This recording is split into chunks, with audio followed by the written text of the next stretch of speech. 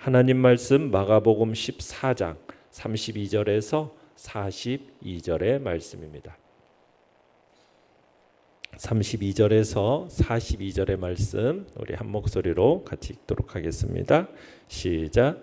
그들이 겟세마네라 하는 곳에 이르매 예수께서 제자들에게 이르시되 내가 기도할 동안에 너희는 여기 앉아 있으라 하시고 베드로와 야고보와 요한을 데리고 가실새 심히 놀라시며 슬퍼하사 말씀하시되 내 마음이 심히 고민하여 죽게 되었으니 너희는 여기 머물러 깨어 있으라 하시고 조금 나아가사 땅에 엎드려 될 수 있는 대로 이때가 자기에게서 지나가기를 구하여 이르시되 아빠 아버지여 아버지께는 모든 것이 가능하오니 이 잔을 내게서 옮기시옵소서. 그러나 나의 원대로 마시옵고 아버지의 원대로 하옵소서 하시고 돌아오사 제자들이 자는 것을 보시고 베드로에게 말씀하시되 시몬아 자느냐 내가 1시간도 깨어 있을 수 없더냐 시험에 들지 않게 깨어 있어 기도하라. 마음에는 원이로되 육신이 약하도다 하시고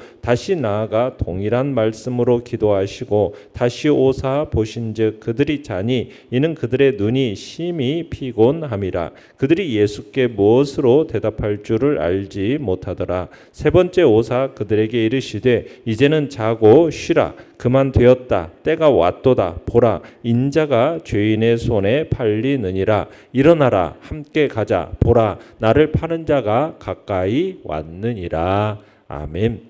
오늘 말씀의 제목은 시험에 들지 않게 깨어 영적으로 깨어 기도하라 라는 제목으로 말씀을 나눕니다. 지난 시간에 예수님께서 성만찬을 행하시고 자신에 대한 제자들의 배신 그리고 부인 이것들을 예고하시죠. 그리고 나서 감람산의 이 겟세마네 동산으로 나아가십니다.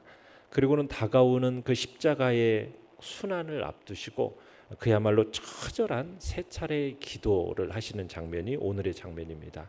그러니까 예수님께서 정말 겟세마네에서 인류의 죄를 대속하기 위해서 정말 고독한 기도를 드리신 거예요.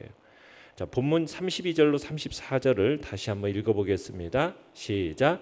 그들이 겟세마네라 하는 곳에 이르매 예수께서 제자들에게 이르시되 내가 기도할 동안에 너희는 여기 앉아 있으라 하시고 베드로와 야고보와 요한을 데리고 가실새 심히 놀라시며 슬퍼하사 말씀하시되 내 마음이 심히 고민하여 죽게 되었으니 너희는 여기 머물러 깨어 있으라 하시고.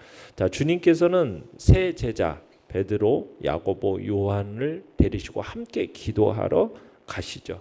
가셔서 지금 뭐라고 하냐면 심히 놀라시고 슬퍼하셨다 이렇게 얘기하고 있죠.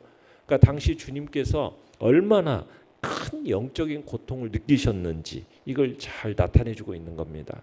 겟세마네에서 주님이 느끼신 그 영적인 고통이라는 것은 비록 신성을 지니신 주님이신 하시기지만 정말 심히 정말 놀라고 슬퍼하실 만큼 그 고통이라는 것은 영적인 고통이라는 건 큰 거였다라는 거예요. 자, 예수님께서는 지금 함께한 세 제자에게 자신의 심정을 토로하시죠. 그죠? 내 마음이 심히 고민해서 지금 죽게 되었다. 그러면서 자신의 심정을 토로하시면서 거기 머물러서 깨어 있어라. 이렇게 명령을 하십니다. 그러니까 십자가의 고통을 앞두고 그 깊은 고뇌 속에 잠긴 예수님께서 지금 베드로와 야고보와 요한에게 깨어서 제발 기도해달라. 자신의 지금 마음이 얼마나 고민하고 죽게 되었는지 그 고민스러움을 제자들에게 토로하시면서 간절히 기도를 부탁하신 겁니다. 자, 그 다음에 내용 관찰 문제 1번을 같이 보시겠습니다. 그런 예수님께서는 하나님께 어떤 내용으로 기도하십니까? 자, 어떤 내용으로 기도하는가? 35절에서 36절을 읽어보겠습니다. 시작. 조금 나아가사 땅에 엎드려 될 수 있는 대로 이때가 자기에게서 지나가기를 구하여 이르시되 아빠 아버지여 아버지께는 모든 것이 가능하오니 이 잔을 내게서 옮기시옵소서. 그러나 나의 원대로 마시옵고 아버지의 원대로 하옵소서 하시고.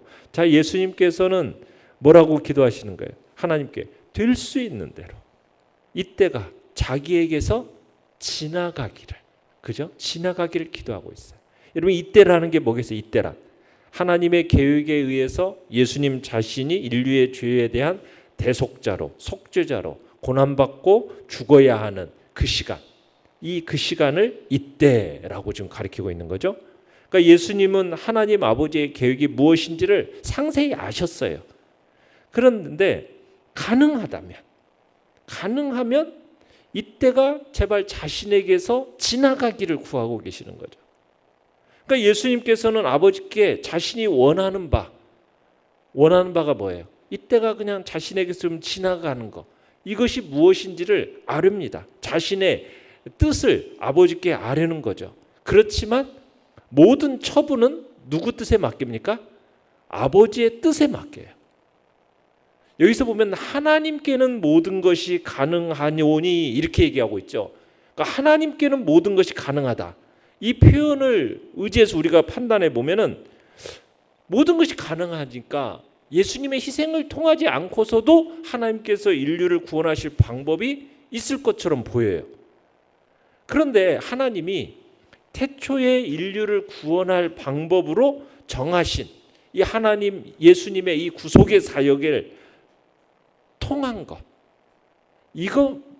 이것만이 아니시라면, 가능하다면 이것을 조금 피하고 싶은 거죠.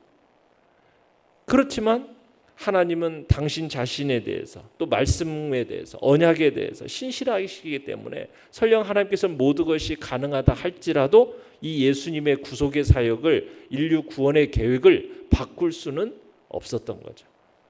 그래서 지금 인류 구원은 하나님의 그러한 구원의 계획에 대한 예수님의 순종 여부에 달려 있었던 거예요. 말씀의 근거에서, 약속의 근거에서 볼 때 인류 구원의 유일한 방법은 예수님이 뭐 하는 거예요? 하나님의 뜻에 순종하는 것. 그래서 인류를 대신해서 십자가를 지고 죽는 것. 예수님은 이 사실을 너무나도 잘 알고 계셨어요. 그럼에도 불구하고 예수님께서 아버지께는 모든 것이 가능하오니 이 잔을 좀 내게서 옮겨주십시오. 이 간구하는 것. 그러니까 이 십자가의 고통이라는 것이 예수님에게 있어서, 인성을 지신 예수님에게 있어서는 정말 견디기 어려운 엄청난 고통이었다라는 거죠. 하지만 예수님께서는 자신의 뜻을 고집하지 않으십니다. 자신의 뜻을 누구의 뜻에, 아버지의 뜻에 전적으로 따르겠다 하시는 거죠. 굴복시키는 거죠. 자신의 뜻을 아버지의 뜻에 굴복시키는 기도. 그 기도를 지금 드리고 있는 것이 겟세마네에서의 기도인 겁니다. 자, 내용과 문제 2번을 보시면 예수님께서는 자고 있는 제자들에게 어떤 말씀을 하고 계십니까? 자, 37절로 38절입니다. 시작. 돌아오사 제자들이 자는 것을 보시고 베드로에게 말씀하시되 시몬아 자느냐? 내가 1시간도 깨어 있을 수 없더냐? 시험에 들지 않게 깨어 있어 기도하라. 마음에는 원이로되 육신이 약하도다 하시고. 자, 예수님께서 제자들이 있는 곳으로 돌아오셔서 그들이 잠든 모습을 보십니다. 베드로와 야고보와 요한이 주님으로부터 깨어 있어라 이렇게 지시를 받았잖아요. 그럼에도 불구하고 깨어 있지 못하고 깊은 잠에 빠져들었던 거예요. 그러니까 지금 주님 자신은 십자가 대속사역이라는 정말 중대한 문제를 앞에 두고서는 힘겨운 영적 싸움을 하고 있는데 제자들은 마치 아무 일도 없는 사람들처럼 잠을 자고 있는 거예요. 이것을 보시고 주님의 답답함이 얼마나 컸겠어요. 그래서 1시간도 깨어있지 못하고 잠에 빠져든 이 제자들에게 주님이 경고하시는 거죠. 뭐라고요? 깨어있어 기도하지 않는다면 어떻게 된다? 시험에 들기가 쉽다. 그러니 깨어 기도해라. 그렇게 다시 한번 말씀을 하십니다. 자, 그 다음에 39절로 40절 읽어보겠습니다. 시작. 다시 나아가 동일한 말씀으로 기도하시고 다시 오사 보신즉 그들이 자니 이는 그들의 눈이 심히 피곤함이라. 그들이 예수께 무엇으로 대답할 줄을 알지 못하더라. 자, 주님께서 제자들에게 깨어있어 기도하라 이렇게 당부한 후에 다시 나아가셔서 동일한 말씀으로 아버지께 기도하셨다라고 얘기하고 있어요. 그러니까 예수님께서 같은 내용을 가지고 계속해서 기도하셨다라는 거예요. 여러분, 우리가 하나님이 우리 각 사람의 마음을 살펴 아신다고 그러잖아요. 심지어 우리 자신이 알지 못하는 어떤 잠재 의식 속에 있는 것까지도 하나님은 그 숨은 생각까지도 모두 아시는 분이 하나님이시잖아요. 그러면 굳이 그렇게 말을 반복해서 기도할 필요가 있을까? 이렇게 생각하는 사람들이 있어요. 근데 여러분, 우리가 기도에 대해서 관련해서 알아야 할 한 가지 기도는 뭐냐? 기도라는 것은 하나님과의 신뢰 관계가 바탕이 있는 거예요. 하나님과 신뢰 관계. 그게 바탕이에요. 우리가 직면한 어떤 문제들을 해결하기 위해서 그것을 목적으로만 기도하는 게 아니에요. 하나님과 우리 사이의 신뢰 관계, 그것을 확인하는 것이 기도입니다. 나와 하나님과의 신뢰 관계. 그래서 우리가 어떤 문제를 가지고 나아갈 때, 기도할 때 그것이 구체적인 응답으로 나타나기까지 끈질기게 매달려서 기도할 필요가 있어요. 이게 뭐냐면 주님을 향한 신뢰의 표시예요. 내가 이렇게 기도할 때, 반복적으로 하나님이 기도할 때 나의 기도를 들어주실 것이라는 신뢰가 있으니까 반복적으로 요구할 수 있는 거예요. 그 신뢰가 없으면 그게 돼요, 안 돼요? 안 되죠. 한번 요구해보고 아니네 하고서 끝내버리죠. 그런데 그분에 대한 신뢰가 있으면은 내가 그 부분에 대해서 뭐 할 수 있어요? 끊임없이 요구하고 기대하고 기다리는 거죠. 그게 바로 내가 하나님 아버지 앞에서 끊임없이 기도할 수 있는 기도의 근거는 뭐예요? 그 바탕은 신뢰 속에 있다라는 거예요. 그러니까 예수님도 아버지에 대한 신뢰 속에서 동일한 말씀, 반복적인 기도를 할 수 있었던 거죠.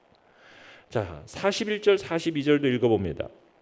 시작. 세 번째 오사 그들에게 이르시되 이제는 자고 쉬라. 그만 되었다. 때가 왔도다. 보라, 인자가 죄인의 손에 팔리느니라. 일어나라, 함께 가자. 보라, 나를 파는 자가 가까이 왔느니라. 자, 겟세마네 동산에서 시종일관 잠만 자고 있던 제자들의 모습과는 대조적으로 예수님께서는 3번이나 기도하셨다고 그래요. 지난번에도 부인하는 건 3번 부인할 거다라는 베드로의 부인에 대해서 3이라는 숫자에서 말씀드렸는데 3은 완전 숫자라고 말씀을 드렸어요. 이 3번 기도하셨다는 건 뭐냐면 예수님께서 해야 할 기도를 완전히 다 하셨다라는 뜻이에요. 완전히 다 하셨다. 그러니까 땀이 핏방울이 되도록 애써 기도하시면서 뭐예요? 하나님의 뜻에 완전히 순종할 수 있는, 그러면서 능력을 얻으셨던 거죠. 이 기도를 통해서. 자, 연구와 묵상 문제 3번입니다. 예수님께서는 왜 제자들에게 깨어 기도하라고 요구하십니까? 깨어 있어 기도하지 않으면 어떻게 되기가 쉽다는 거예요?